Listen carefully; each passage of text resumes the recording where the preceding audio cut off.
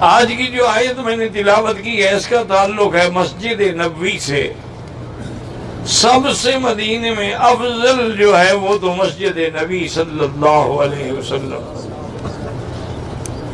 حضور صلی اللہ علیہ وسلم نے جب مسجد بنانے کا ارادہ فرمایا تو دو یتیم لڑکے تھے، سہل اور سہیل ان کا نام تھا۔ یہ زمین ان کی تھی۔ حضور پاک نے ان کو بلایا، فرمایا کہ بھی میں مسجد بنانا چاہتا ہوں، اس زمین کی قیمت کرو۔ انہوں نے کہا حضور جب آپ ایک اچھے کام میں لگانا چاہتے ہیں ہم بغیر قیمت کے دینے کے لیے تیار ہیں۔ اور میں نہیں، بغیر قیمت کے نہیں، میں نے مسجد بنانی ہے اور میں نے اس کی ادائیگی کرنی۔ تو اللہ کی شان دیکھیں کہ اس مسجد نبوی کی زمین کے پیسے جو تھے وہ سیدنا ابو بکر رضی اللہ تعالیٰ عنہ نے دیے۔ اسی سے آپ اندازہ فرما لیں کہ قیامت تک جو دنیا کے لوگ مسجد نبوی میں نماز پڑھیں گے ثواب ابو بکر کو بھی جائے گا۔ جیسے مقام ابراہیم پہ جو نماز پڑھیں گے تو ثواب حضرت عمر کو بھی جائے گا۔ اور اسی طرح دوسری مسجد مدینہ منورہ میں مسجد قباء ہے۔ علماء نے لکھا ہے کہ مسجد الحرام، مسجد النبی، مسجد الاقصی، ان تین مسجدوں کے بعد اگر افضل مسجد ہے تو مسجد قباء ہے۔ مسجد قباء ایک ایسی مسجد ہے کہ جس کے بارے میں اللہ نے فرما دیا ہے کہ لَمَسْجِدٌ أُسِّسَ عَلَى التَّقْوَى مِنْ أَوَّلِ يَوْمٍ۔ اور اسی مسجد میں حضور سب سے پہلے جب مکہ سے تشریف لے گئے تو آپ نے یہی قیام فرمایا۔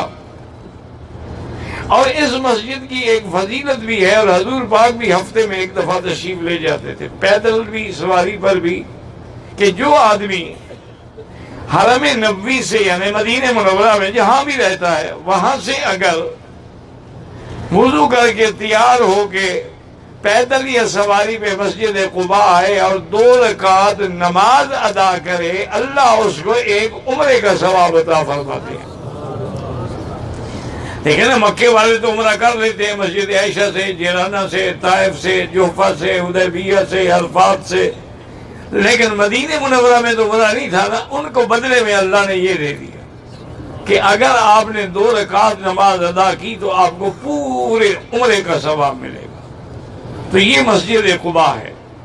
اس کے بعد جب حضور تشریف لے آئے راستے میں، تو راستے میں قبیلہ سالم کے لوگ آباد تھے۔ انہوں نے عرض کیا کہ حضور آپ نے بنی عوف میں اتنا دن قیام فرمایا اور مسجد بھی بنائی، مہربانی کر کے ہمارے پاس بھی 2-3 دن قیام فرما دے تاکہ ہمیں بھی برکت حاصل ہو۔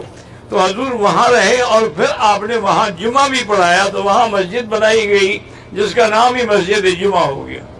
تو یہ مسجد بنی عوف میں ہے۔ اور اسی طرح مسجد غمامہ ہے۔ مسجد غمامہ بادل، غمام کہتے ہیں بادل کو۔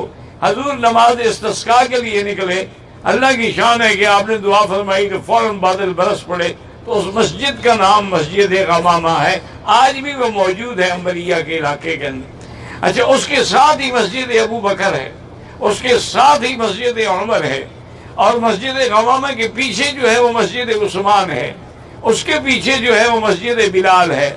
یہاں حضور نے مسجد نہیں بنائی، حضرت بلال کا گھر تھا، لیکن انہوں نے نماز کے لیے جو جگہ بنائی تھی بعد میں الحمدللہ بطور یادگار وہ بھی مسجد بن گئی۔